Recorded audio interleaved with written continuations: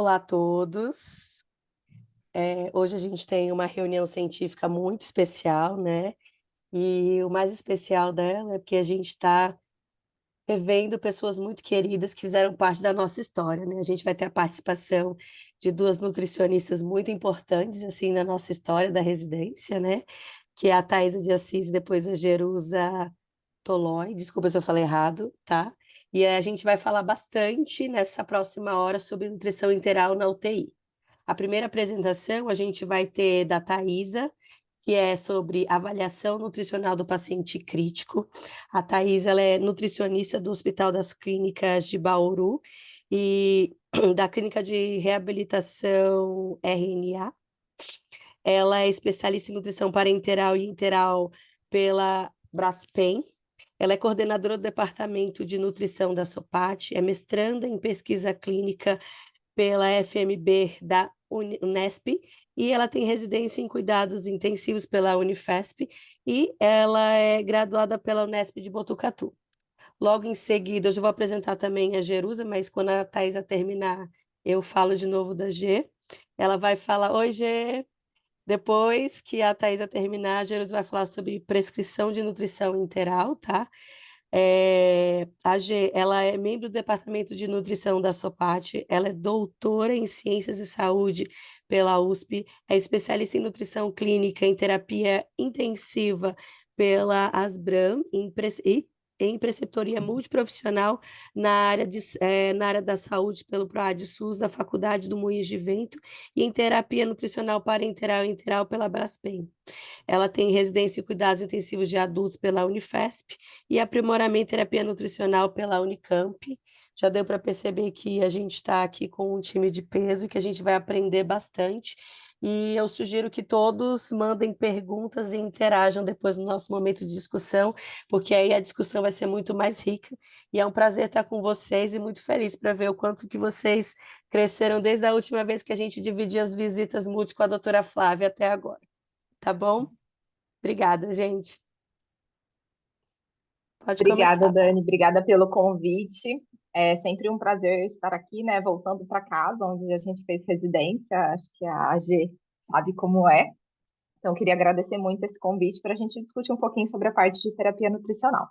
Eu vou falar sobre triagem e avaliação e vou passar pelos conceitos mais importantes que a gente tem.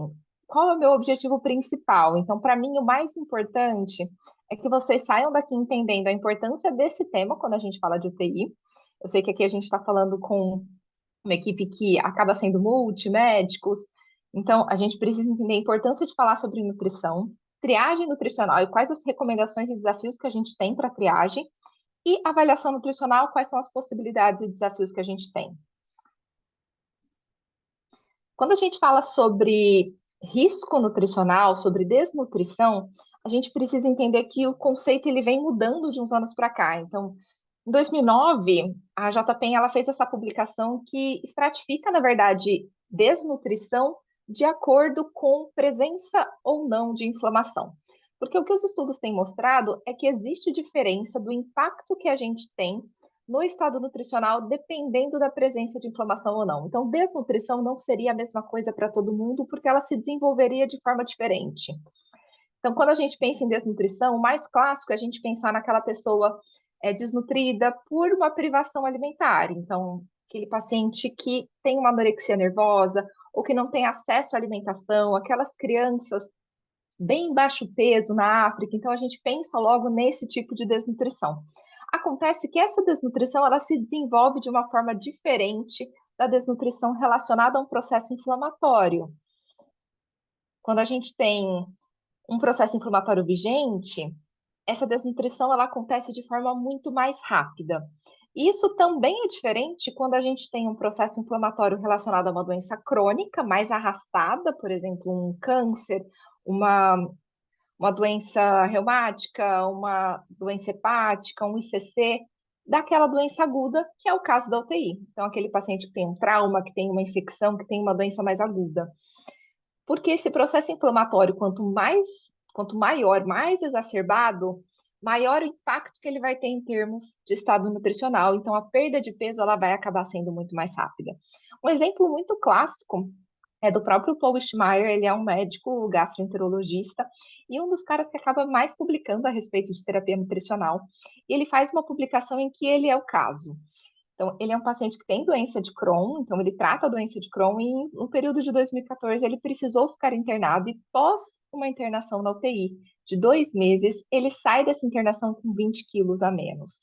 Então, eu preciso pensar que a minha desnutrição no paciente grave, que tem um processo inflamatório exacerbado, ela vai ser muito mais rápida do que naquele paciente que tem uma cronicidade mais arrastado.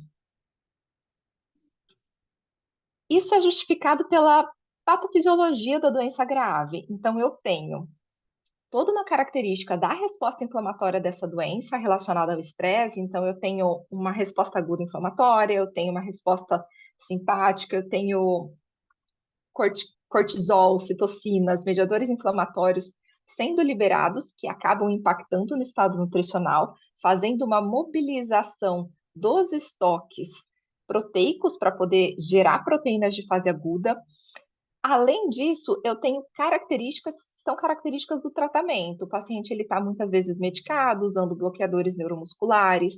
Para eu ter estímulo de manutenção de massa muscular, eu preciso ter estímulo muscular. Então, se eu neurobloqueio aquele músculo, eu tenho um impacto em termos da balança de quebra, de degradação muscular e de anabolismo muscular. Então, eu acabo fazendo um catabolismo proteico e muscular muito mais exacerbado.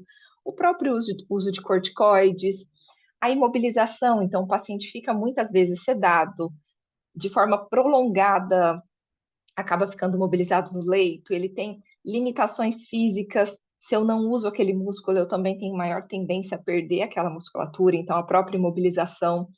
E a subnutrição iatrogênica. A gente não consegue atingir as metas calóricas e proteicas estipuladas, eu não consigo entregar tudo aquilo que eu prescrevi para aquele doente. Ele fica muitas vezes em jejum para algum exame, pausa de dieta, intolerância, e esse déficit cumulativo de proteína e de caloria também impacta o meu estado nutricional. Somado também às condições prévias. Às vezes é um paciente idoso que já chega frágil, já chega sarcopênico, já chega com uma doença crônica que já tem um impacto inflamatório. Então, tudo isto leva a hipermetabolismo, catabolismo proteico exacerbado, a FAUT, que seria a fraqueza adquirida na UTI, também devido a uma resistência insulínica e anabólica característica dessa doença. Então, eu tenho perda de massa muscular e perda de função, além de uma desnutrição instalada. Então, o impacto nutricional da doença grave, ele é muito grande. Alguns estudos trazem uma perda de 17 a 30% da massa muscular nos primeiros 10 dias de internação numa UTI, o que é uma perda muscular muito importante. Se a gente pega esse outro estudo, que ele já é um pouquinho antiguinho, de 2017, mas é uma das maiores meta-análises que a gente tem, que fala sobre a prevalência de desnutrição, eu tenho uma prevalência de desnutrição na UTI que vai de 37,8% a 78%. Então, é muito prevalente essa perda de peso, essa desnutrição, essa perda de massa muscular. Isso tem um impacto para a função imune, para aumento de taxas de infecção e para tempo prolongado de ventilação mecânica. Então, eu tenho um paciente que acaba tendo uma taxa de mortalidade às vezes mais alta, que acaba retornando muitas vezes para o hospital após uma alta. Eu tenho todo o impacto financeiro quando a gente fala em cuidado com SUS e cuidado com gasto em saúde. Eu tenho um paciente que ele demora mais tempo para cicatrizar. Eu tenho um paciente que ele não sai da alta da UTI como ele entrou. Ele sai muitas vezes muito mais debilitado, com dificuldade para exercer as suas atividades normais e de dia a dia que ele fazia antes daquela internação. Então, como resultado, fraqueza muscular adquirida, sarcopenia e debilitação pós-UTI. Por isso, o cuidado nutricional, ele vem com o objetivo de tentar minimizar o impacto que a doença crítica tem. Então, o objetivo não é fazer esse paciente ganhar peso, ganhar massa muscular dentro da UTI, mas é minimizar o impacto que essa doença tem para que ele seja menos lesado por todo esse processo. Para isso, a gente tem a sistematização do cuidado.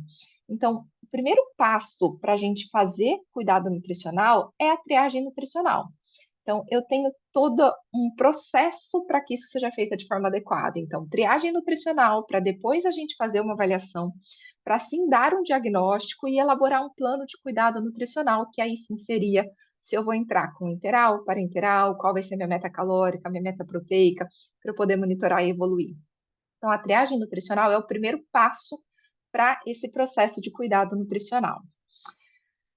E precisa ficar muito claro o que é triagem nutricional e que isso é muito diferente de avaliação nutricional.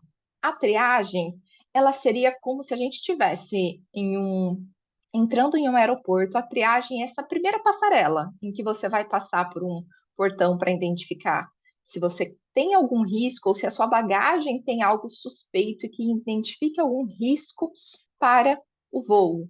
E somente se você tiver essa indicação de risco é que você vai passar por uma avaliação um pouco mais profunda.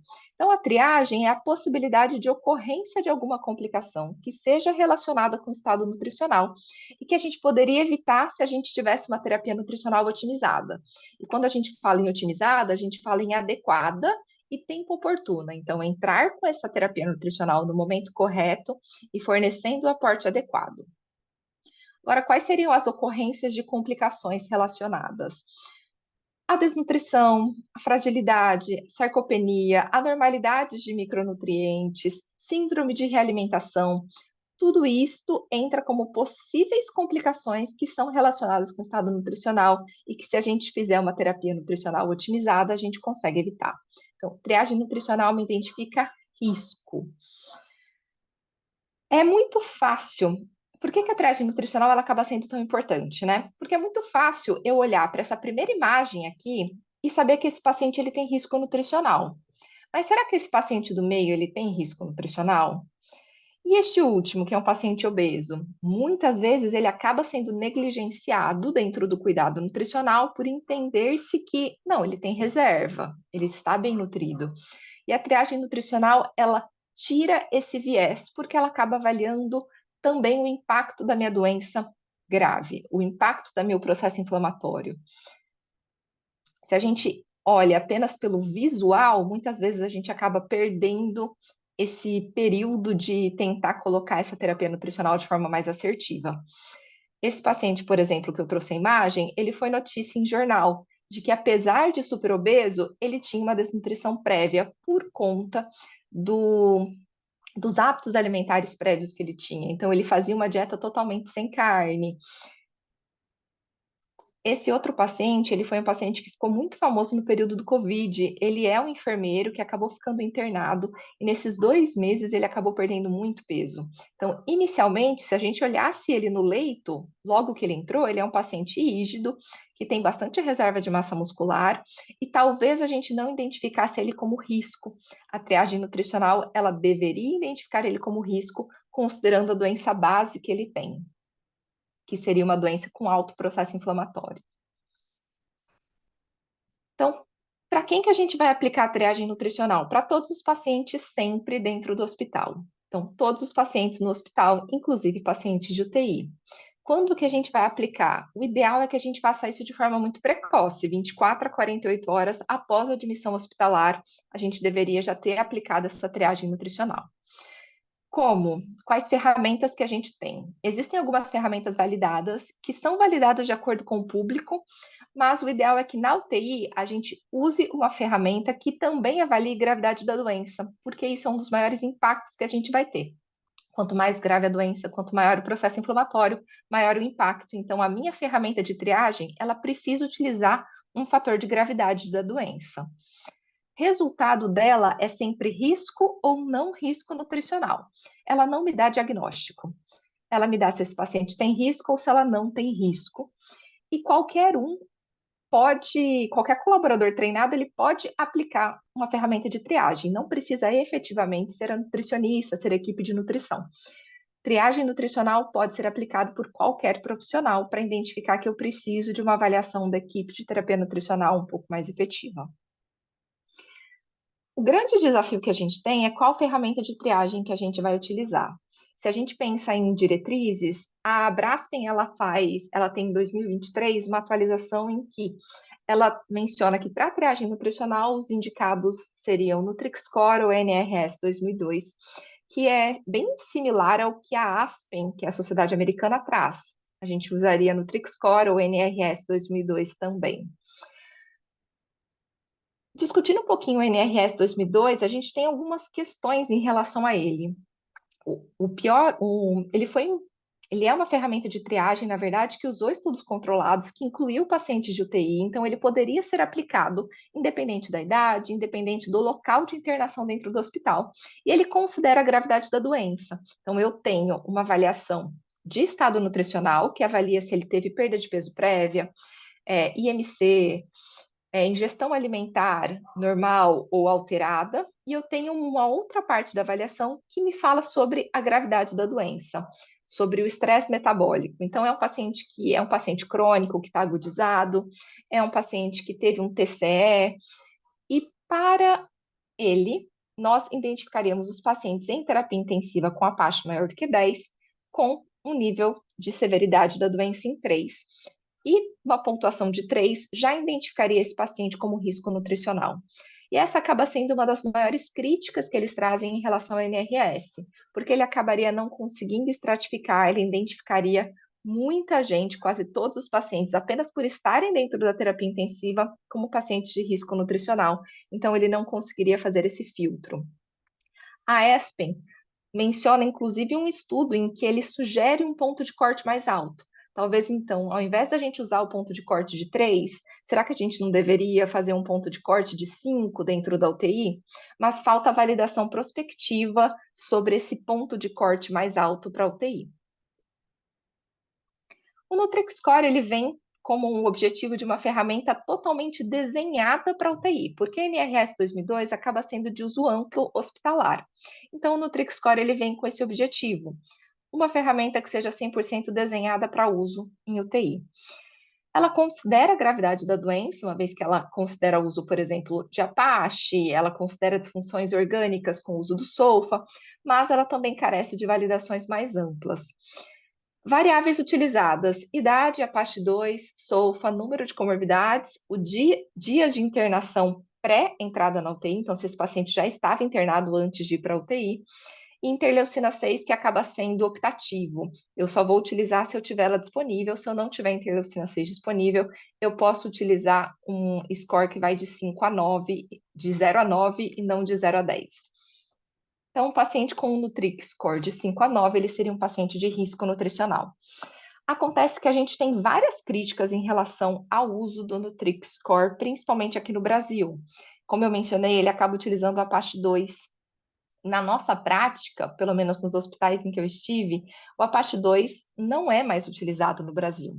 A gente acaba utilizando o SAPS-3 como uma ferramenta, e não o Apache 2.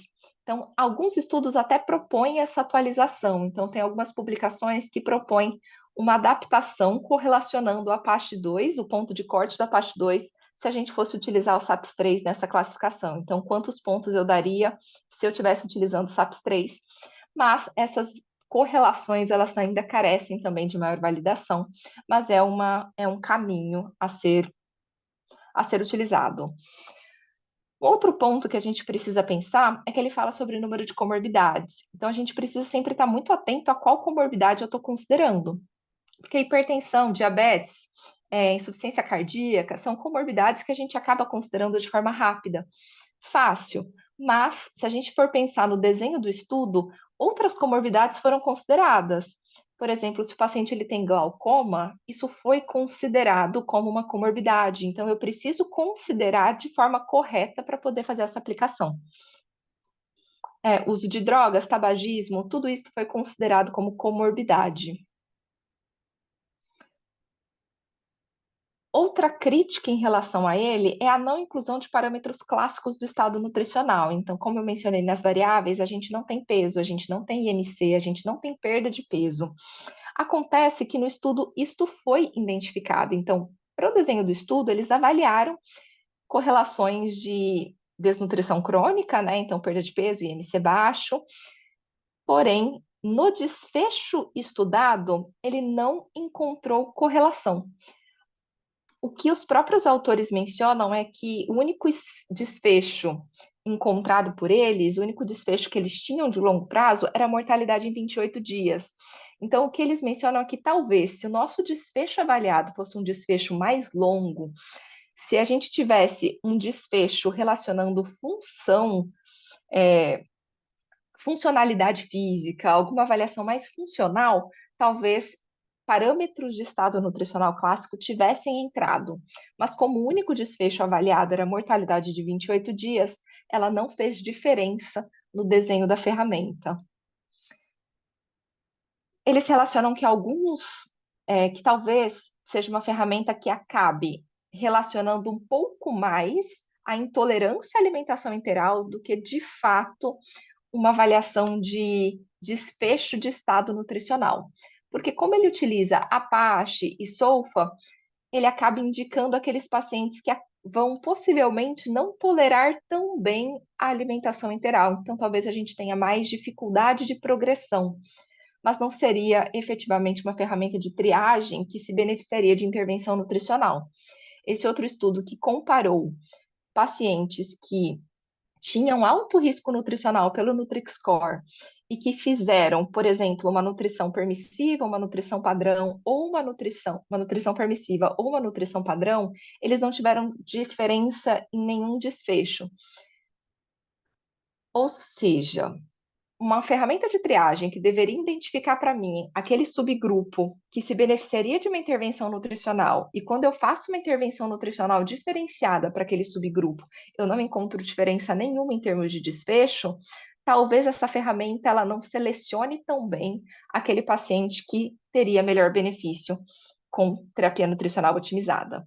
Muitos estudos ainda estão saindo em relação à ferramenta de triagem nutricional na UTI.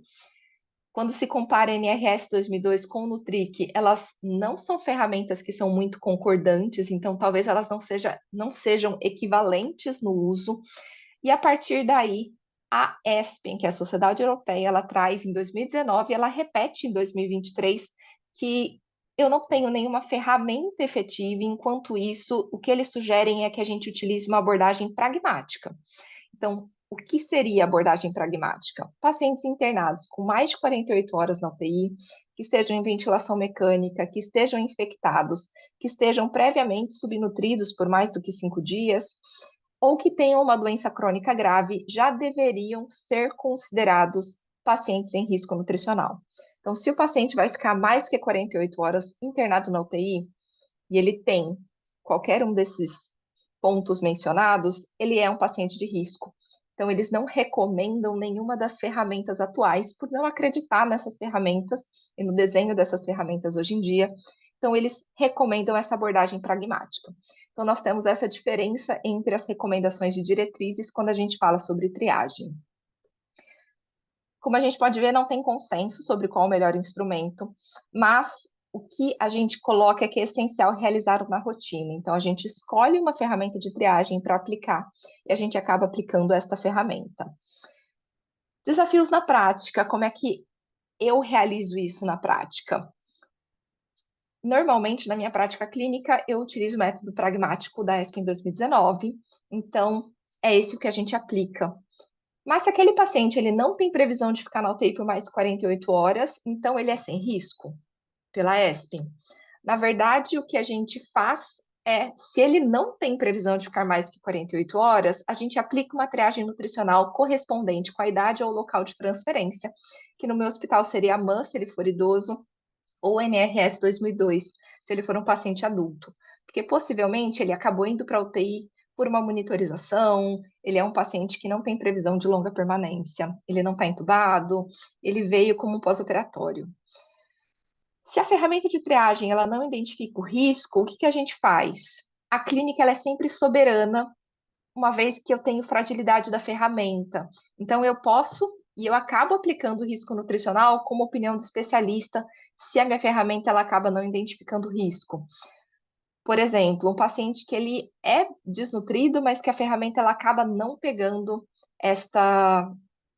este risco nutricional. A gente acaba identificando, às vezes, risco nutricional por opinião do especialista.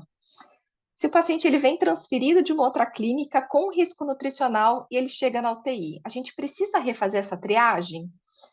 Não. Se ele já chega com risco, a UTI ela só aumenta o risco nutricional dele. Então, uma vez que ele é identificado com risco, ele é risco até o final daquela internação. E eu já avaliei ele, então eu não preciso reavaliar triagem. Agora, se ele veio de uma outra clínica sem risco, ele tem uma mudança de condição clínica. Então, eu preciso refazer triagem nutricional e rever risco nutricional desse paciente. Tudo bem até aqui? Sim, Joia.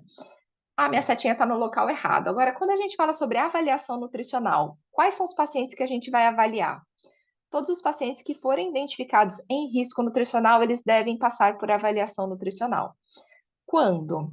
É recomendado 24 horas após essa notificação de risco, e eu posso utilizar métodos subjetivos e objetivos. O resultado sempre vai ser um diagnóstico nutricional, e normalmente o responsável é um profissional relacionado ao cuidado de nutrição, muitas vezes o nutricionista. Quais são as recomendações das diretrizes em relação à avaliação nutricional? A Brasp, em 2023, ela fala que é importante realizar uma avaliação nutricional e ela indica como possibilidade a avaliação subjetiva global. A ASP, em 2022, ela menciona para a gente não usar marcadores tradicionais, que a gente deveria incluir nessa avaliação nutricional função de trato gastrointestinal e presença de comorbidades.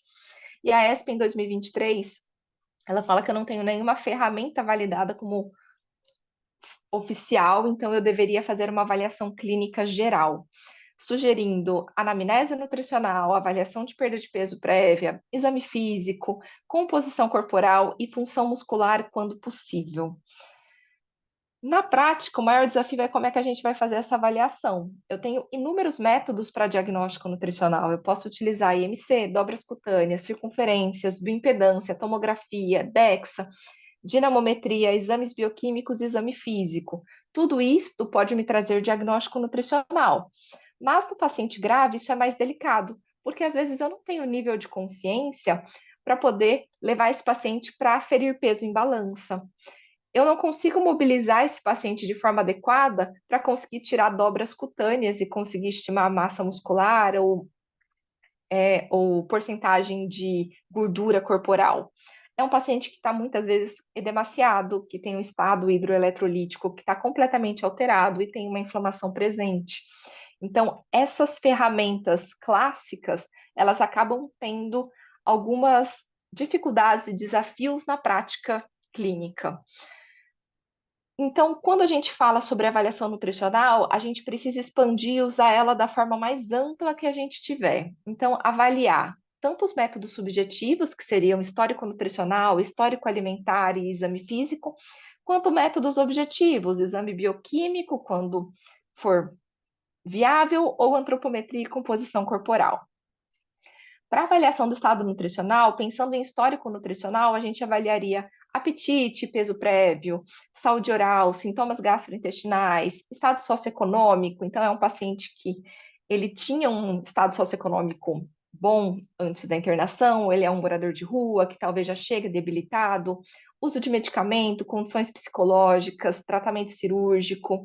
Então, a gente precisa identificar esse histórico nutricional que vai trazer alguns indicadores do estado nutricional atual. Além disso, o histórico alimentar. Se ele faz alguma restrição quanto à consistência prévia, então o paciente ele estava internado com um câncer de trato gastrointestinal e nos últimos meses ele estava fazendo uma ingestão de uma alimentação um pouco mais líquida.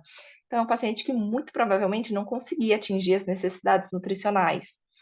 Hábitos e padrões alimentares, ingestão de energia e nutrientes, se ele usava algum suplemento, se ele fazia já uso de sonda, qual é o conhecimento que ele tem sobre alimento e nutrição. Às vezes o paciente ele faz uma restrição por uma intolerância, uma alergia ou por uma influência étnica, cultural e religiosa. Então, entender esse histórico alimentar também vai trazer informações sobre qual é o estado nutricional daquele paciente hoje.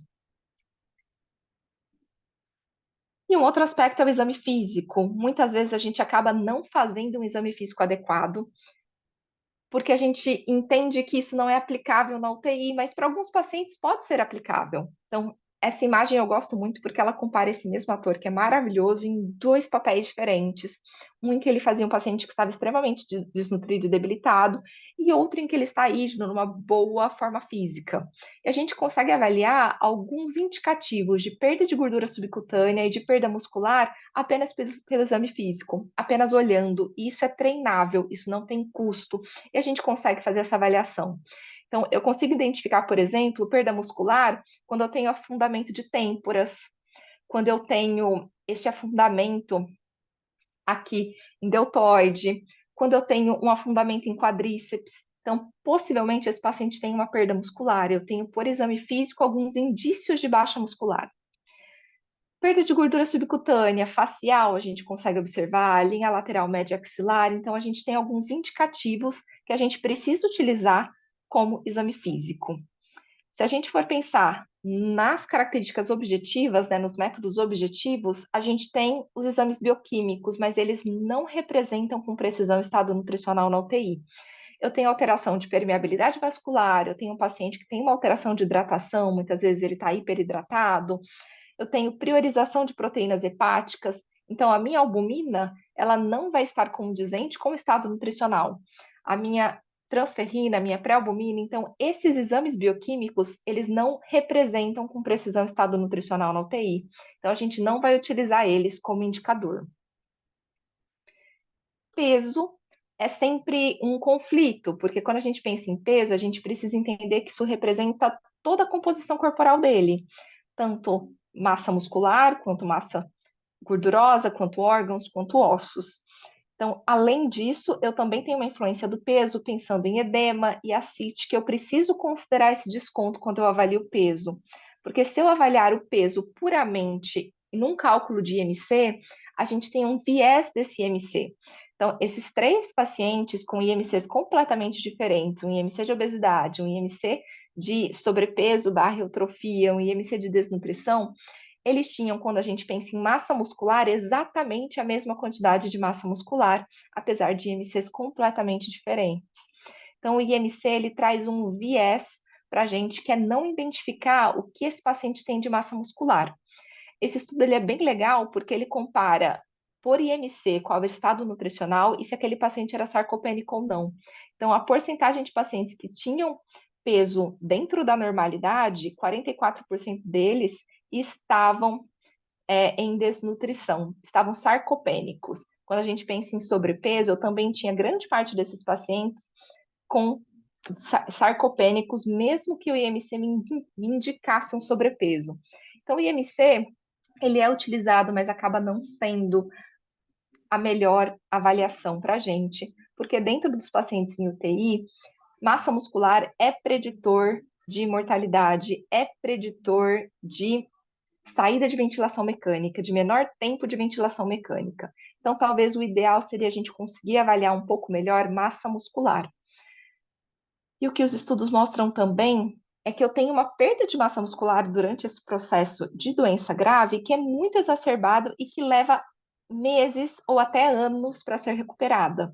Então, eu tenho uma estimativa que alguns pacientes podem levar até 5 anos para recuperar a massa muscular e para recuperar força muscular, muito mais tempo.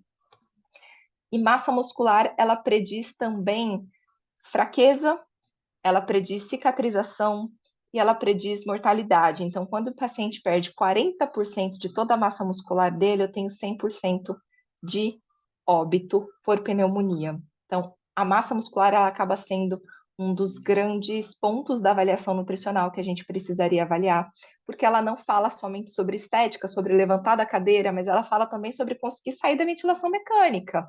Nosso diafragma, ele é músculo. Ela fala sobre disfagia, deglutição. Então, massa muscular é um grande ponto que tem sido muito abordado dentro da avaliação nutricional. E eu posso utilizar algumas ferramentas. DEXA, tomografia, bioimpedância, dobras cutâneas ou ultrassonografia seriam algumas formas da gente conseguir avaliar essa massa muscular. Densitometria, padrão ouro, muito utilizado na pesquisa, porque na prática clínica eu tenho uma dificuldade de mobilidade e de custo, mas ele seria o padrão ouro para uso, e essa seria meu ponto de corte para avaliação. Tomografia computadorizada. considerado um método de conveniência. Então, a gente acaba utilizando somente se esse paciente já tem ou já vai fazer uma tomografia. A vantagem dele é que ele consegue avaliar, além da quantidade de músculo, a normalidade muscular. Então, se eu tenho mioesteatose, se eu tenho aquele músculo que é muito entremeado de gordura, que tem uma qualidade não tão boa, ela consegue trazer essa avaliação. Maior desafio, eu tenho equipamento, porque isso gera custo e eu também tenho pensado qual é a resolução do equipamento que eu tenho. A minha tomografia, ela vem com essa imagem em preto e branco. Para avaliação de massa muscular, eu preciso colorir. Isso é feito com software e é feito por uma equipe treinada. Eu tenho uma equipe que faz isso, eu tenho disponível esse software.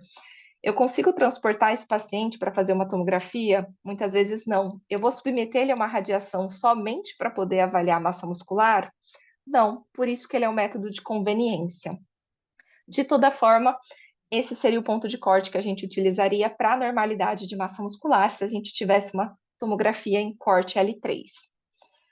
Bioimpedância. Existem várias dificuldades em relação à bioimpedância. Primeiro, qual é o equipamento que eu estou utilizando? Se tem frequência única, multifrequencial, se é uma espectroscopia de bioimpedância. Então, eu tenho essas diferenças de equipamento que me trazem dados diferentes. Ela é feita com base em equações de regressão. E essa equação de regressão, ela é feita com base em população saudável. Então, será que ela me traz, de fato, um resultado bem fidedigno para um paciente crítico? Não se sabe. Ela é variável por estado de hidratação e edema. Então, se é um paciente que está edemaciado, a bioimpedância ela não vai conseguir me trazer um resultado fidedigno. Eu tenho dificuldades em relação ao estado nutricional limítrofe, paciente muito obeso ou paciente muito desnutrido. Isso depende da posição do corpo, se eu tenho um edema localizado. E para ela me trazer porcentagem de massa muscular, eu preciso colocar no equipamento qual é o peso desse doente. E se eu não tenho um peso aferido, eu estou enviesando todo o restante da minha aferição, porque quem identifica para a máquina qual é o peso sou eu. Então, a gente precisa também pensar, eu consigo pesar esse paciente ou estou usando um peso estimado que não é o peso real dele? De todo modo, ela é muito cotada na prática clínica pelo ângulo de fase, que é uma das medidas que ela traz. E o ângulo de fase ele tem sido muito correlacionado com a gravidade do doente. A ultrassonografia ela vem como um diferencial de uso mais prático, porque eu poderia fazer esse uso à beira-leito. Eu poderia avaliar massa muscular desse paciente à beira-leito com o uso de ultrassom, sem ser invasivo, com baixo custo, e eu poderia fazer isso de forma seriada. Desvantagem dela e limitação desse método é porque eu não tenho referência de ponto de corte. Então, ela é utilizada mais como uma ferramenta de avaliação longitudinal. Então, eu consigo avaliar o paciente com ele mesmo, mas eu não consigo classificar aquela massa muscular. E ela depende do operador, a mesma e também é afetada por edema. As maiores dificuldades dela. Quando a gente pensa em Quando a gente pensa em fórmulas preditivas e dobras cutâneas, é um método com baixa especificidade, baixa concordância, porque as fórmulas são desenhadas efetivamente para UTI. E muitas vezes elas acabam superestimando a massa magra do paciente, então a gente acaba não utilizando fórmulas preditivas com base em dobras cutâneas. Mas um método que acaba e pode ser utilizado seria a circunferência de panturrilha. A gente tem referência nacional para a circunferência de panturrilha, com base na população de idosos brasileiros. Então, diferente daquele 31 que a Organização Mundial de Saúde traz, que é uma referência mundial, a gente tem referência para a nossa população, que seria 34 centímetros para homem, 33 centímetros para mulheres. E um estudo recente da Cristina Gonzalez, ela traz um ajuste dessa circunferência de panturrilha de acordo com o IMC, se for um paciente muito baixo peso ou se for um paciente obeso, por exemplo, quanto a gente descontaria em relação a essa circunferência de panturrilha. E ela me traz um aspecto de possível perda de massa muscular, possível depressão de massa muscular e um possível risco para sarcopenia, porque a gente consegue utilizar ela no SARC-CALF. Então, eu teria uma pontuação de 10, o que me indica risco para sarcopenia pela circunferência de panturrilha. Outras medidas de funcionalidade seria a dinamometria, por exemplo, mas eu preciso do paciente acordado e colaborativo para fazer força de preensão palmar, o que muitas vezes não é a realidade na UTI. A gente também pode fazer a avaliação de risco de realimentação, que é uma das complicações que eu mencionei, que vai avaliar, por exemplo, IMC e níveis baixos de eletrólitos prévios, perda de peso e ingestão de nutrientes. Esta faz parte de uma avaliação nutricional. E algumas ferramentas podem ser utilizadas que compõem, na verdade, toda essa avaliação.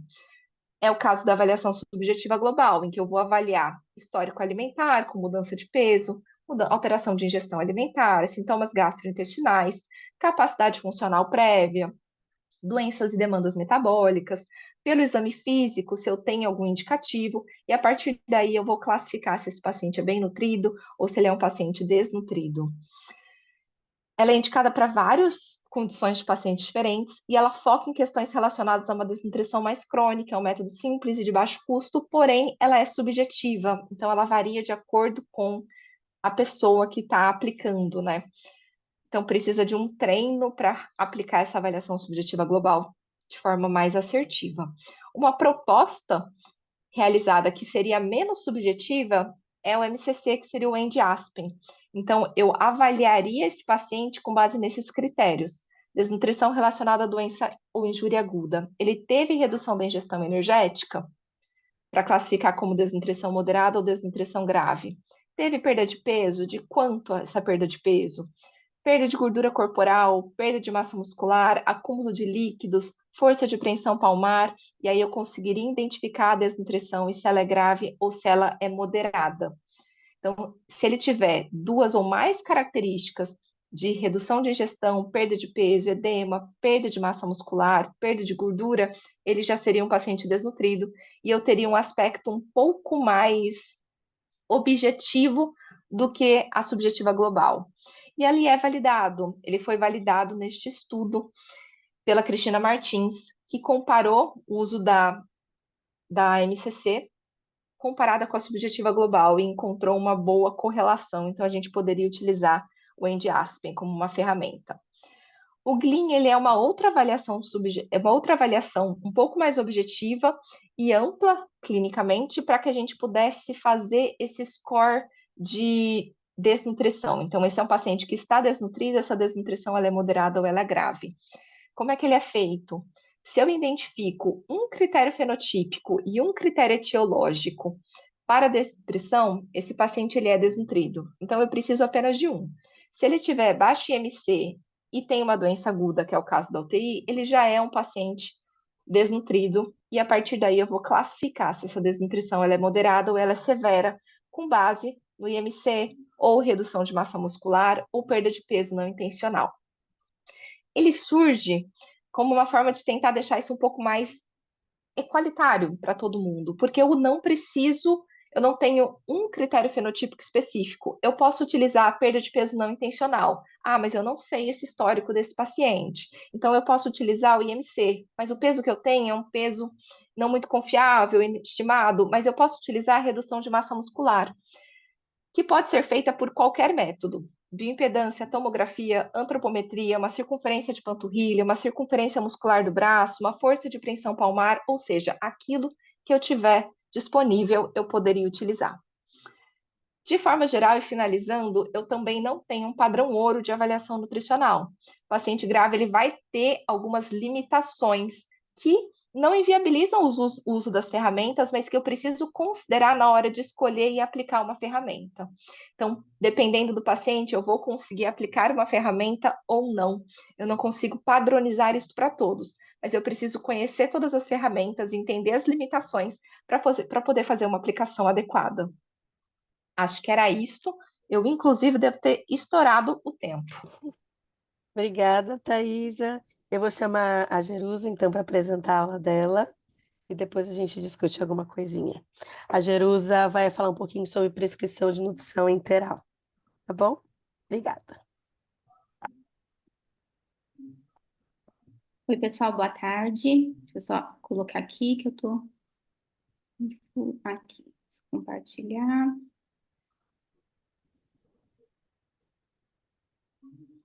Tá ótimo. Bom, vamos lá? Mais uma vez, obrigada pelo convite, é um prazer estar falando para vocês aqui hoje. E eu vou falar um pouquinho sobre a prescrição da terapia nutricional.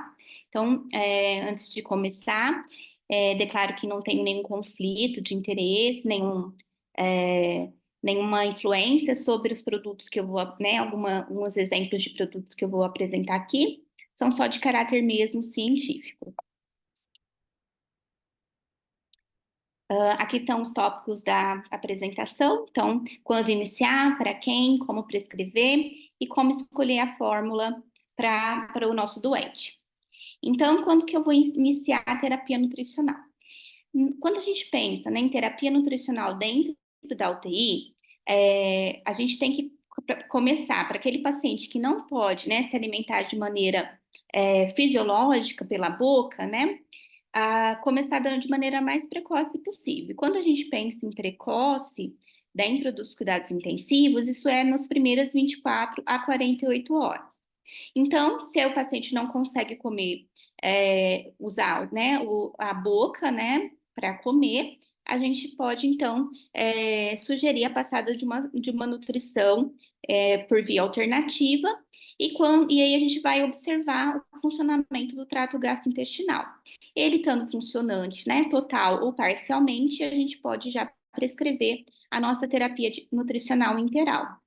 O posicionamento, né, pela via preferencialmente é gástrico, a gente só vai optar por uma sonda pós-pilórica naqueles pacientes que já têm um histórico de intolerância à terapia nutricional, alto risco de broncoaspiração, distensão abdominal, vômito e assim por diante. Então, a gente vai fazer uma avaliação inicial, né, à beira-leito desse paciente. Então, a gente vai ver quais são as condições hemodinâmicas, qual foi a doença ou a condição clínica que levou esse paciente até a UTI, a quantidade de drogas vasoativas prescritas, se esse paciente está sedado, está bloqueado, se tem algum nível de consciência, se está em ventilação mecânica. Vou fazer toda uma vistoria na prescrição, para observar quais os medicamentos que podem interferir, né, na minha terapia nutricional, pensando na interação droga-nutriente, pensando em alguns procinéticos, antieméticos, tem laxante prescrito. Então, esse checklist, né, inicial, ele vai mostrar para mim se esse paciente ele tem ou não condições de iniciar, e quanto iniciar e como iniciar também. E também vai me ajudar a pensar em qual fórmula eu vou indicar para aquele paciente. Então, uma avaliação completa do trato gastrointestinal, se teve, né, histórico de diarreia, histórico de constipação, aumento da pressão intraabdominal, né, gastroparesia, distensão abdominal, se o paciente, qual o estado de hidratação desse paciente, qual a via que ele vai estar utilizando, se é uma sonda interal, se é uma gastrostomia, se é uma jejunostomia, se ele tem alguma outra né, uma condição agregada, então, por exemplo, lesão por pressão, ou alguma cicatrização, né, um processo de cicatrização, por exemplo, um sítio cirúrgico, e se ele precisa, por exemplo, de jejum para algum procedimento. Visto isso, a gente vai falar um pouquinho sobre quem pode receber. Então, esse paciente ele já pode começar a receber a nutrição integral? Então, a primeira pergunta que a gente faz, né, depois a gente já tem o paciente, né, que já tem a indicação, ele já tem a via de acesso para essa terapia, mas será que eu já posso iniciar, dar o start para a gente começar, né, na nutrição integral? Eu acho que o fator mais conflitante, o que a gente mais se pergunta, é relacionado à estabilidade hemodinâmica.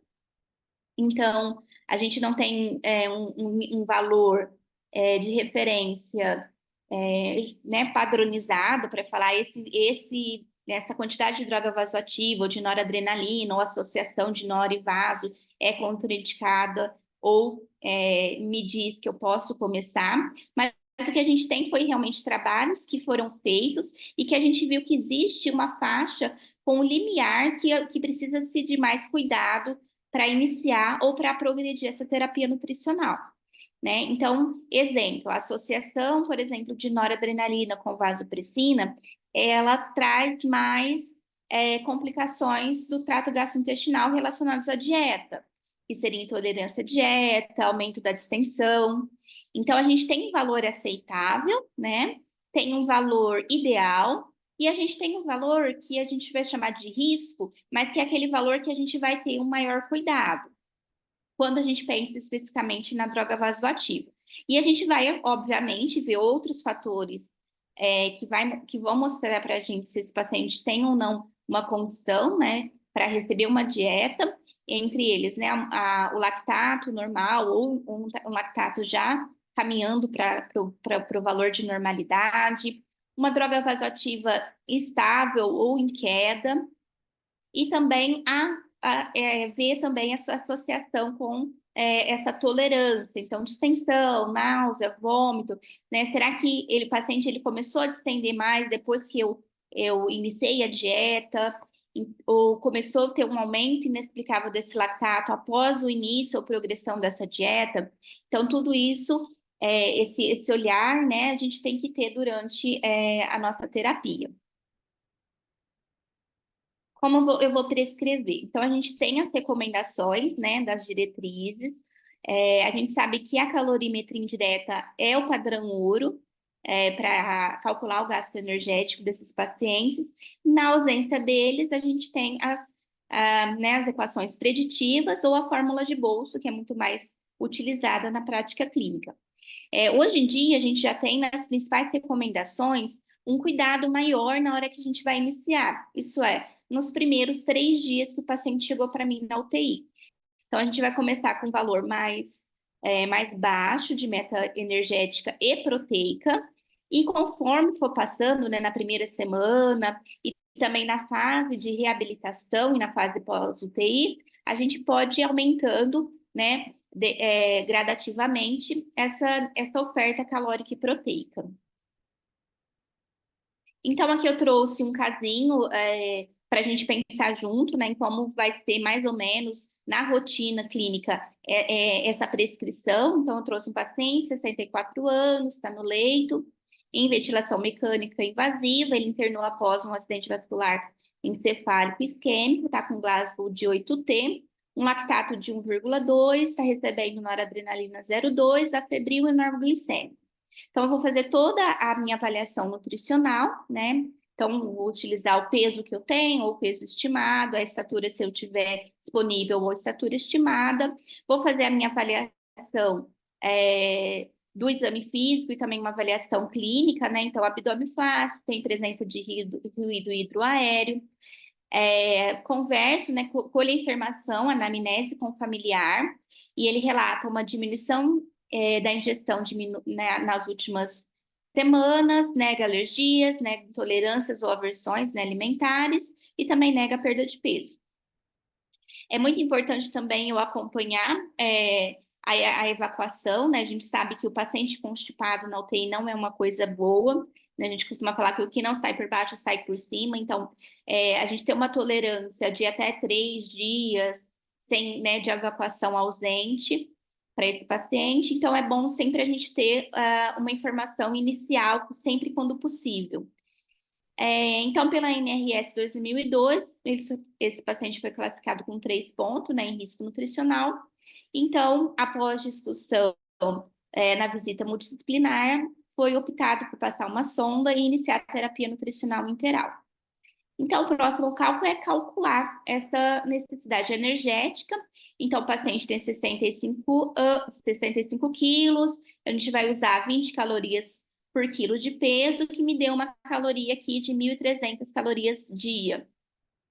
Vou calcular a necessidade proteica, né? Então, 65 quilos, já vou calcular com 1,5, deu 97 gramas de proteína por dia.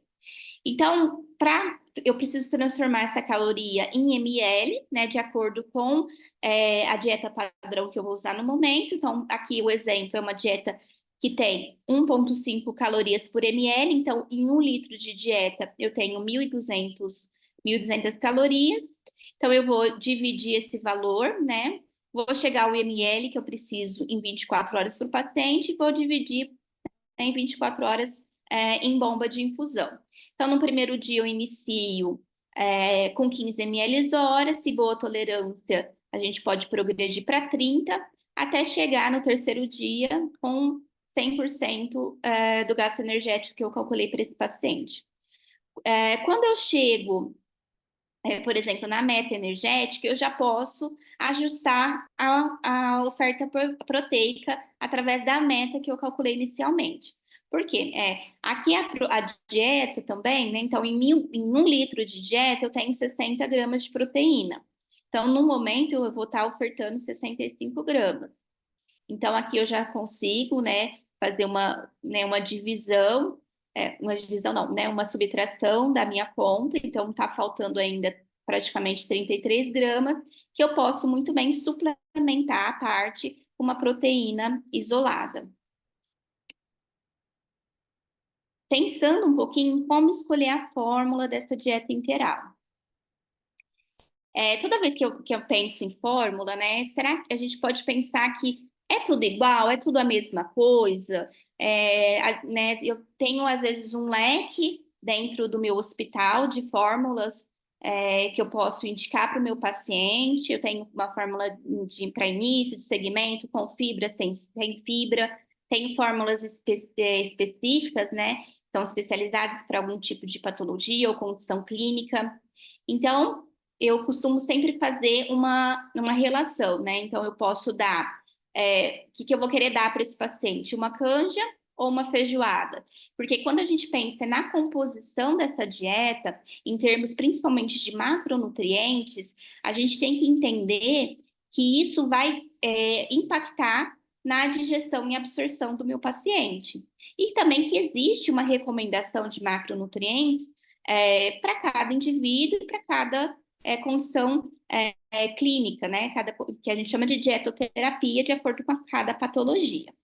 Então, a gente sempre tem que pensar em alguns itens para levar em consideração na hora de escolher a melhor fórmula integral para o meu paciente em cuidados críticos. Então, o primeiro item que eu costumo falar é a integridade do trato gastrointestinal. Então, como que está a capacidade digestiva e absortiva do meu cliente? Posso verificar a tolerância, né? Então, ele está tolerando essa fórmula, eu preciso trocar por outra. Qual a patologia de base? Ele é diabético, ele tem insuficiência renal, ele fez uma cirurgia que levou a algum processo de malabsorção. Qual a condição clínica? Ele está na melhor fase, que eu posso realmente, né, dar aquele up na dieta, ele está numa fase mais, que eu tenho que ir de maneira mais cautelosa. Qual a situação metabólica desse paciente, né, como está a questão, por exemplo, da glicemia, dos exames, né, bioquímicos, qual tá sendo a necessidade de fluido. Não, muita gente às vezes esquece de calcular a necessidade hídrica ou deixa de calcular.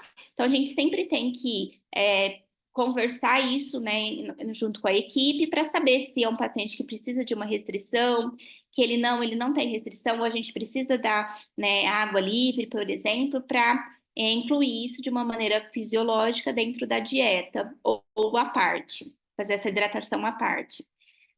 Os requerimentos nutricionais, então, de acordo com a idade, com a condição metabólica, com o estado clínico, ele precisa de algum nutriente específico, né, que para ele vai estar em falta ou vai estar precisando de uma maneira maior naquele momento da condição clínica dele.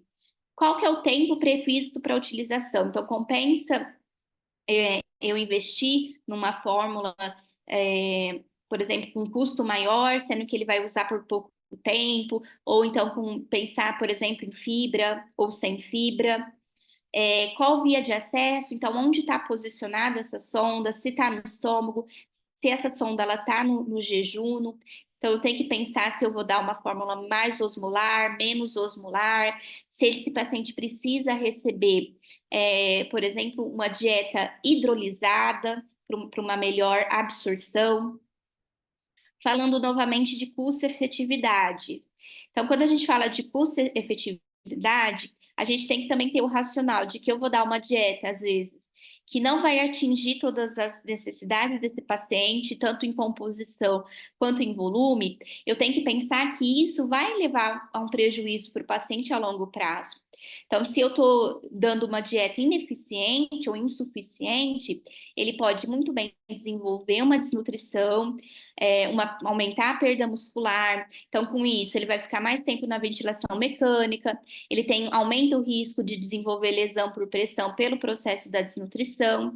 Então, eu estou pensando em economizar, às vezes, com uma fórmula inadequada ou na quantidade, que depois, a longo prazo, eu vou aumentar o custo, porque esse paciente vai ficar mais tempo internado, né, os custos para o tratamento de uma lesão por pressão é caro, isso, né, demora depois para se resolver.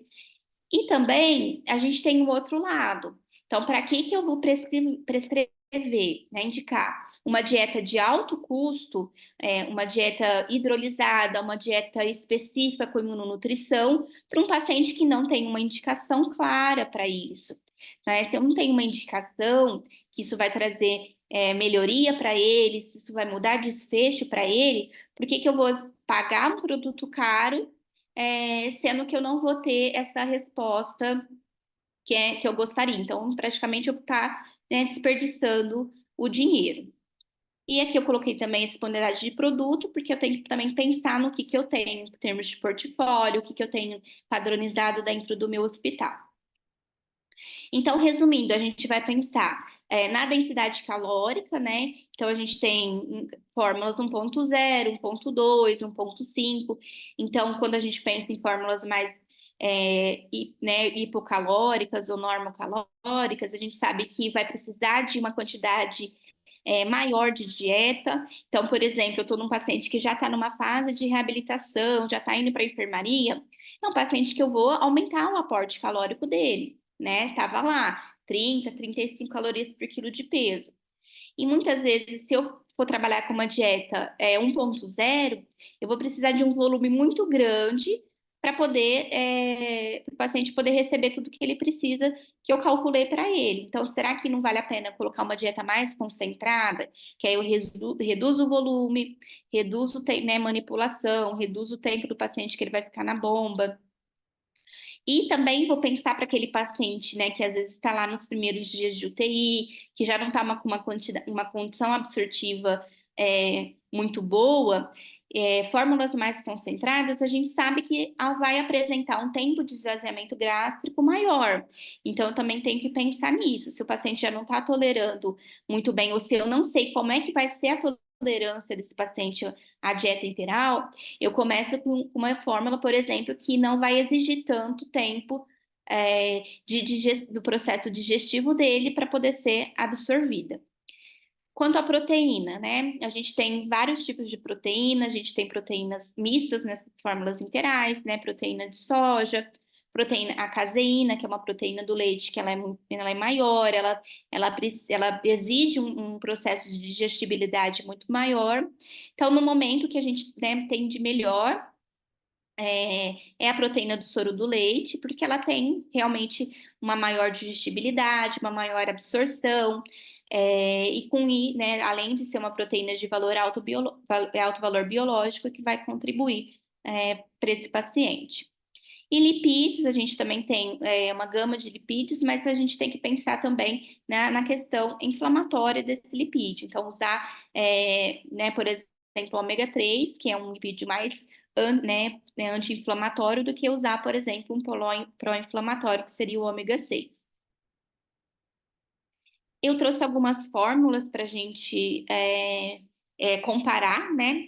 Então, a gente tem, pensando nesse portfólio que a gente tem disponível dentro do nosso hospital, a gente tem as ditas fórmulas padrão, né, o standard, que são fórmulas de início, né, são fórmulas normalmente mais normocalóricas, né, ou hipocalóricas, vai ter 1.0, 1.2 calorias por ml. Normalmente a gente não, né, não tem fibra, a gente não sabe como que vai ser a tolerância desse paciente à fibra. Aqui, por exemplo, eu trouxe uma fórmula que tem uma boa quantidade de proteína. Quando a gente olha aqui na distribuição, energética, né? Então, quando a gente vê o carboidrato, ele tem 45%. Para uma alimentação normal, a gente fala de 50 a 60% da dieta, ela tem que ser proveniente do carboidrato, né? 15 a 20 de proteína, né? Então, acima de 20 é uma dieta hiperproteica, e de 25 a 30 proveniente de gordura. Então, basicamente, todas as dietas interais, né, ou quase todas, elas são de maltodextrina como componente de carboidrato. Essa, por exemplo, ela mistura um pouquinho de proteína de soja com proteína do leite, né, a caseína. Ela também usa um pouco, né, mistura um pouquinho dos tipos de gordura. A gente sabe, né, que o gordura, por exemplo, o óleo de canola, ele tem mais pulfas, né, que são os ácidos graxos poliinsaturados, um pouquinho de TCM, que é o triglicérides de cadeia média, é um triglicérides que tem uma rápida absorção, né, então isso já ajuda também no processo digestivo desse paciente. E aqui eu trouxe alguns exemplos, por exemplo, né, de fórmulas de partida, de acordo com vários laboratórios. Aqui eu trouxe também o que seria a fórmula de segmento. Então, o paciente já iniciou, já tolerou bem a dieta, a gente pode, às vezes, optar por uma fórmula com fibra. É interessante para aquele paciente que vai permanecer mais tempo usando a nutrição integral, porque ele vai contar com os benefícios da fibra. Dietas mais concentradas também já diminui o volume, aumentando assim a chance, né, de tolerância, quando a gente pensa em tolerância ao volume. Então, aqui a gente já vê, por exemplo, segue com a maltodextrina como carboidrato, e aqui ele já tem 8 gramas por litro de proteína, de fibra, perdão, mesclando um pouquinho de fibra solúvel com insolúvel. Aqui a distribuição, a gente consegue ver que ele já tem um pouquinho mais de carboidrato, dentro do valor de referência, né, quase dos lipídios, e 17% de proteína. Aqui outros exemplos também de dieta hipercalórica, que contém fibra. E aqui eu cheguei nas fórmulas hidrolisadas, né? Quais são as fórmulas hidrolisadas ou oligoméricas?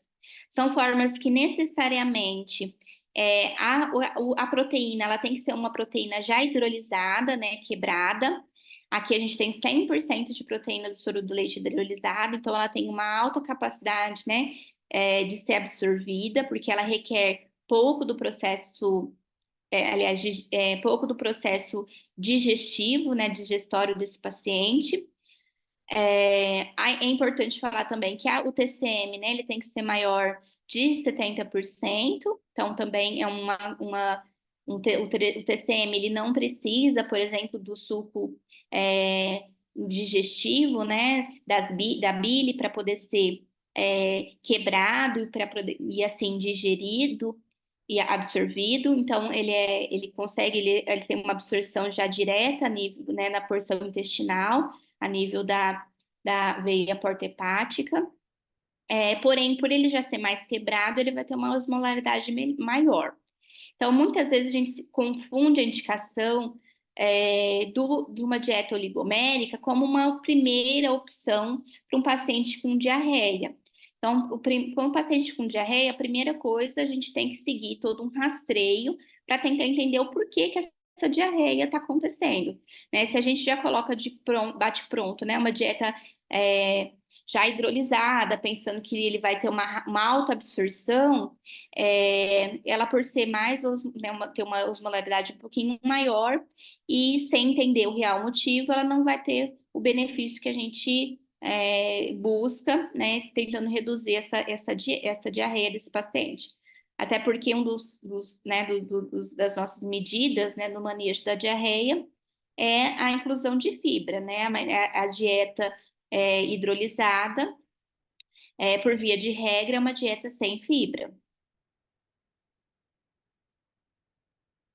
Para o controle glicêmico, então, para aqueles pacientes que eles podem ser, né, diabéticos, ou que a gente muito vê dentro da UTI, que por conta do processo mesmo de resposta metabólica ao trauma, ele pode vir a desenvolver hiperglicemia. Então, tem sim, resultados a gente pensar numa dieta com controle glicêmico para ajudar, né, nesse processo desse paciente que às vezes está em uso de bomba de insulina. Por quê? Porque ele tem uma quantidade de fibras, né, uma fonte de fibras, né, principalmente de fibras solúveis, que vai ajudar no processo de absorção, né, da dieta. Então, ele deixa esse processo de absorção mais lentificado, então a gente evita altos picos de glicemia.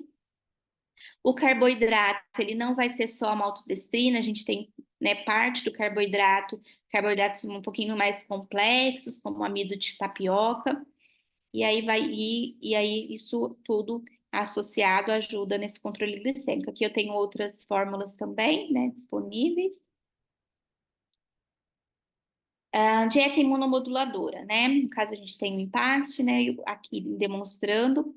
A indicação, basicamente, da imunonutrição para paciente cirúrgico, né? Em pré e pós-operatório, já está bem conceituada.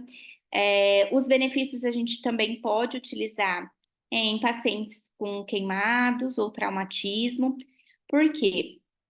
É uma fórmula que ela tem nutrientes específicos, né, numa quantidade um pouco maior do que uma fórmula convencional, que vão exercer um papel de controle da resposta inflamatória, né, através desses mediadores inflamatórios. Então, é uma dieta que tem uma maior concentração de ômega 3 e também vão ajudar no processo de regeneração, né, tecidual, então através, por exemplo, da arginina e dos nucleotídeos.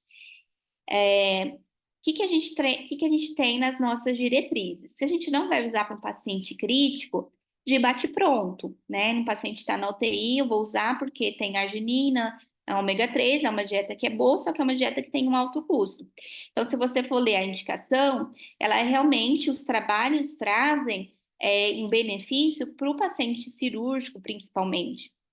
Então, não é que ela vai fazer mal para o paciente de UTI, ou ela, né, ela é contraindicada. É que a gente vai ter aquela discussão do custo-efetividade.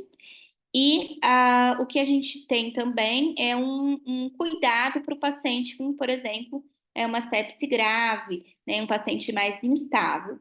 Então, para aquele paciente, ele está mais estável hemodinamicamente, não é né, tá com uma sepse leve a moderada, eu não tenho nada que vai me contraindicar.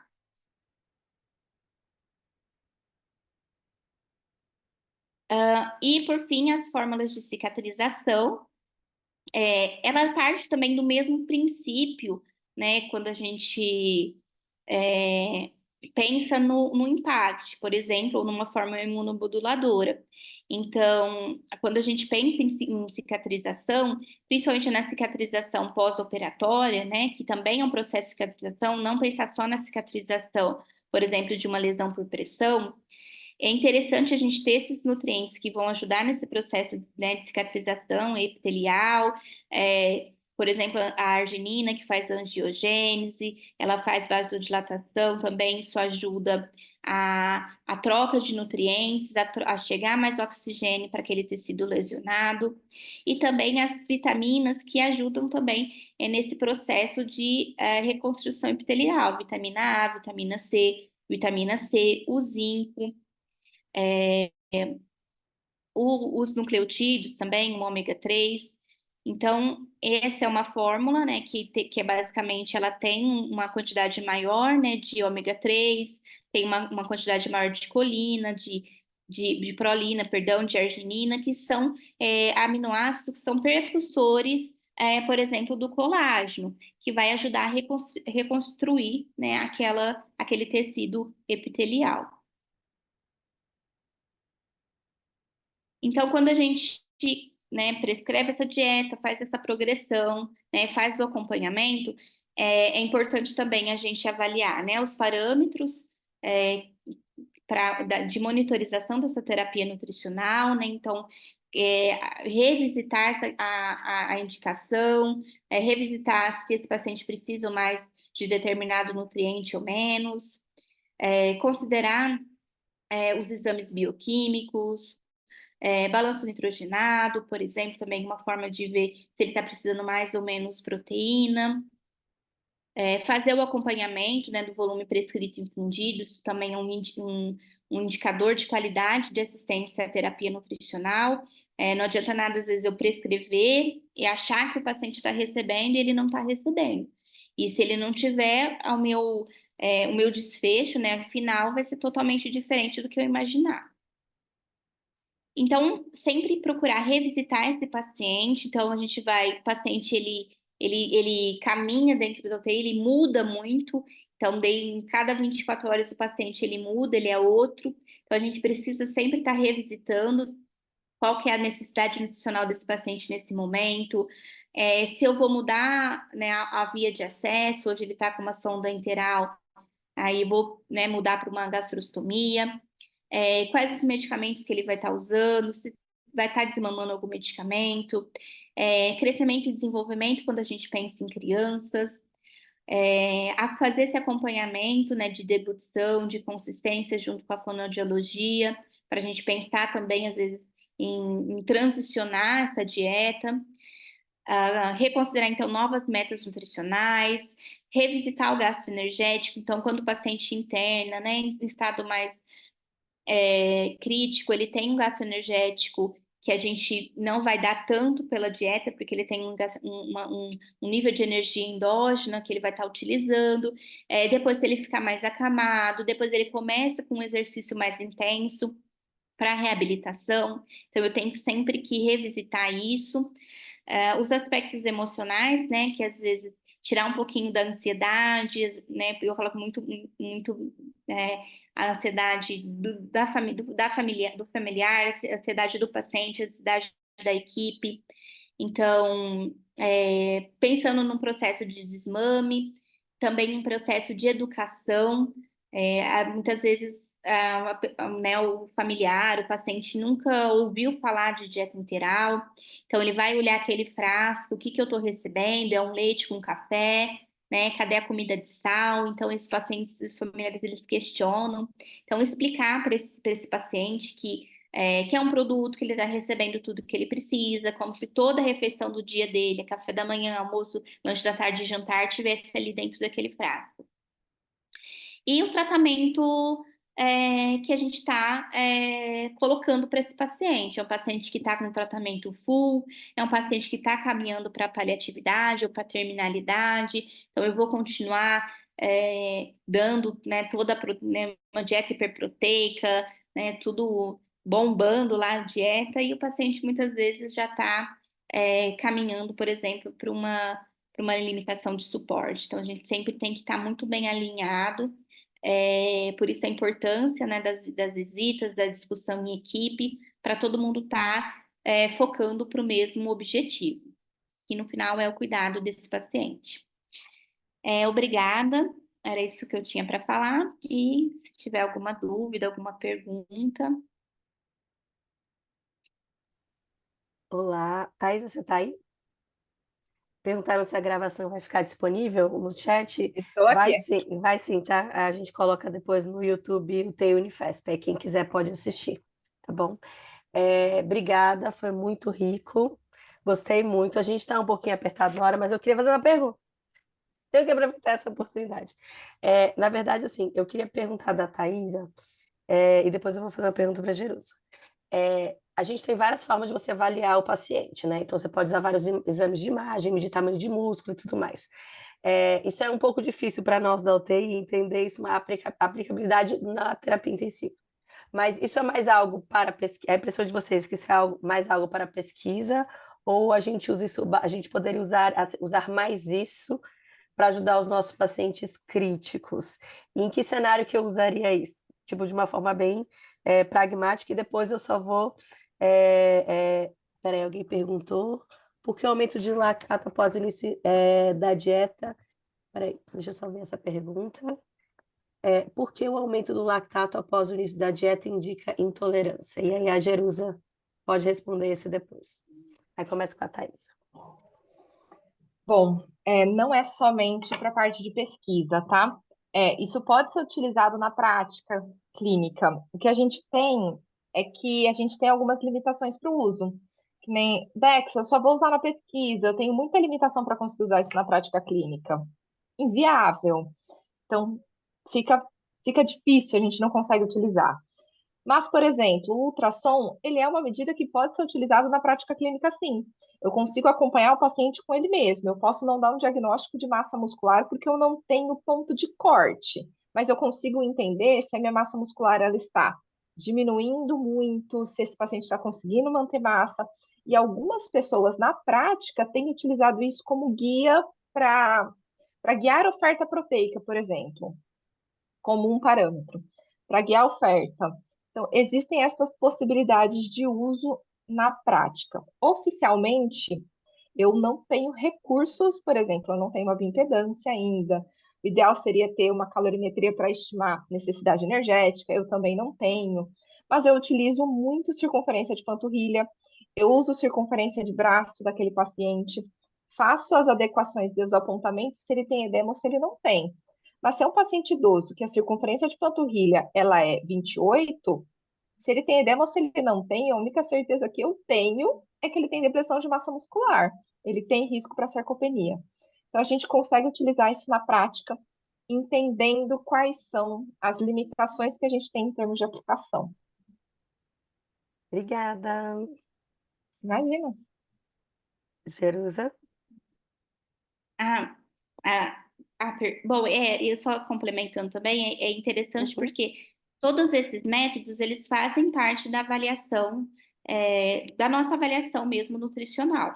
Então, tudo que a gente conseguir agregar, né, tendo aí braços, equipamentos disponível, seja uma fita métrica, seja um ultrassom, seja às vezes o uso do programa, isso já vai ajudar a gente a, pelo menos, fazer para aquele paciente, né? Então, a pesquisa já tem bastante, né, sendo feita, já tem bastante pesquisa mostrando para a gente, por exemplo, a relação da diminuição, por exemplo, da massa muscular com desfecho desse paciente. Então, se a gente consegue medir isso e tentar, muitas vezes, trazer isso para a equipe, então, o que que eu posso fazer? A dieta, o que que eu posso melhorar e otimizar a dieta? Fisioterapia, o que que eu posso fazer para melhorar, por exemplo, a massa muscular, uma eletroestimulação, um exercício mais intenso. Então, trazer isso, né, esses dados. Muitas às vezes acho que ajuda também a escrever protocolos. Né, para quando usar e se eu usar, né, dependendo do meu resultado, o que que eu posso fazer para melhorar como, né, o meu cuidado com esse paciente, eu acho importante e válido. A Só pergunta para Só para fechar essa parte, G, um exemplo prático, a físio, ela faz força de tensão palmar na minha unidade. Eles fazem. Então, eu tenho uma paciente que ela está com traco em ventilação mecânica, mas ela está acordada, consciente, a gente está no processo de reabilitação. Talvez não para aquele paciente agudo que está totalmente sedado, mas ela não saiu da UTI, ela está em ventilação mecânica tentando reabilitar para a saída.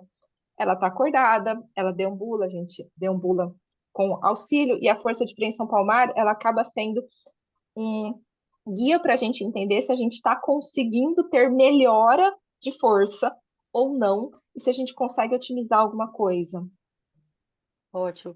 A gente tem a Camila que perguntou por que que o aumento do lactato após o início da dieta indica intolerância.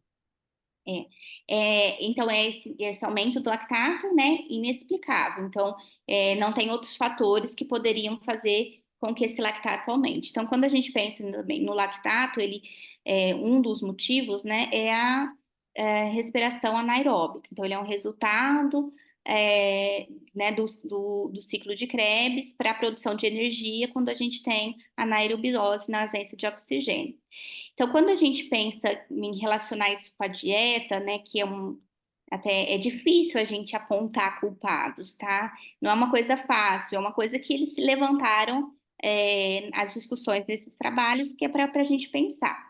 Quando a gente pensa que a gente, né, metaboliza parte, né, das nossas dietas, do que a gente come a nível hepático, e o lactato, também é produzido no fígado, então existe sim essa relação, né, de às vezes o aumento da dieta, o fornecimento de uma dieta às vezes excessiva, ele pode vir a sobrecarregar a função hepática. Então, é mais ou menos esse racional.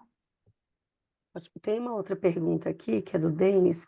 Parabéns pela aula. Minha dúvida é para Jerusa, na sua opinião, peraí. Na opinião dela, deu a entender que temos uma gama de alternativas nutricionais. Isso faz suficiente? Qual é o principal desafio que ela vê quando se trata de UTI? Algo filosófico. É, não é suficiente. Assim, a gente tem um leque. Óbvio que até uma vez me perguntaram se eu pudesse criar uma dieta que eu consideraria, né, a melhor para o meu paciente, como que ela seria? Eu já recebi essa pergunta. Então, se eu tenho isso, né, uma dieta que seria a melhor para o meu paciente, então é porque realmente a gente não tem todas a melhor forma de dieta ainda disponível. Qual que era a outra pergunta?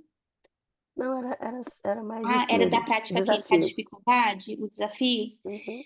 Olha, na prática clínica, eu acho que o principal desafio é, é a gente medir com efetividade e segurança o nosso efeito da nossa terapia nutricional. Igual a Thais apresentou alguns trabalhos, né, que mostraram que eles avaliam muito a sobrevida em UTI. E para a gente, em nutrição, é muita pretensão a gente querer que a nossa dieta possa mudar o desfecho de mortalidade. Então, infelizmente, os trabalhos que a gente tem, eles ainda não utilizam isso, mas isso é muita pretensão a gente querer que, né, tem um desafio, um resultado de sobrevida, né, morte ou vida para esse paciente. Então, eu acho que o principal desafio são outras ferramentas para mostrar a efetividade dessa terapia nutricional que muitas vezes a gente não consegue medir. Por quê? O paciente ele vai de alta da UTI, ele vai para a enfermaria. Na enfermaria, a gente sabe que a gente não consegue, né? Não é o mundo ideal da UTI que a gente consegue colocar todo mundo assim numa caixinha e eu ter todos os parâmetros muito bem anotados, né, e relatados e pensados. Então, na enfermaria, muitas vezes o paciente não recebe tudo que ele precisa, ele transiciona para via oral, né, e desmama interal, né, muito precocemente. Eu não sei exatamente quanto ele está recebendo de caloria e proteína, e aí ele fica, né, um mês, né, uns 15 dias, um mês. O que a gente tem é trabalhos que quando que acompanharam um paciente em pós-UTI durante um ano e viu que muitas vezes o paciente ele não conseguia comer tudo que ele precisava. E aí, por que ele não conseguia? Porque ele não tinha uma assistência. Então, aqueles que fizeram acompanhamento, por exemplo, com a fono, porque precisava de uma reabilitação, é um paciente que teve um olhar e que acompanhou também com uma nutricionista. Então, para esse paciente que fez adequação de dieta, prescrição de suplemento, né, usou a sonda, às vezes, por mais tempo, é um paciente que conseguiu atingir a oferta calórica e proteica. Mas muitas vezes isso não acontece. E aí a gente acaba perdendo o fio da meada. E aí, em trabalhos que vêm, por exemplo, depois de um ano, ou 6 meses, né? A mortalidade em 6 meses porque, né, de acordo com a dieta que eu prescrevi, que foi acompanhado durante 1, 2 semanas dentro da UTI, será que realmente isso vai refletir para a gente? E aí traz o resultado que não tem efeito nenhum, aí o que a gente vai pensar, né? Nossa, essa nutricionista aí tá se preocupando demais com dieta, com proteína, sendo que o resultado não fez diferença. Eu acho que esse é minha visão, assim, meu desabafo, minha preocupação, talvez. Eu só tenho uma última pergunta, que ela é mais pragmática, e ela é uma pergunta bem simples, mas é porque a gente tem muitas pessoas em formação assistindo essa aula, né? Mas o que que muda na dieta do meu paciente se eu faço a avaliação nutricional e é um paciente com risco e sem risco? Aí a Thaís pode responder essa daí. E a Jeru só queria perguntar uma última coisa e a gente encerra. Se tem alguma particularidade do que eu tenho que fazer de ajuste de dieta de paciente obeso, é só isso. Aí a Thaís responde, depois a gente responde e a gente encerra. Joia. De forma bem pragmática, o que muda se o paciente tem risco ou não? Precocidade. Então, o quão precoce eu vou ser para indicar uma terapia nutricional ou não. Então, vamos colocar, aquele paciente, ele chegou. Primeiro ponto, ele pode comer? Se ele pode comer, a via oral é possível para ele? Via oral, ponto. Se ele não pode comer, o indicado é interal. Iniciar interal de forma precoce, dentro de 48 horas, se possível. Nossa, o paciente ele não consegue esta via interal.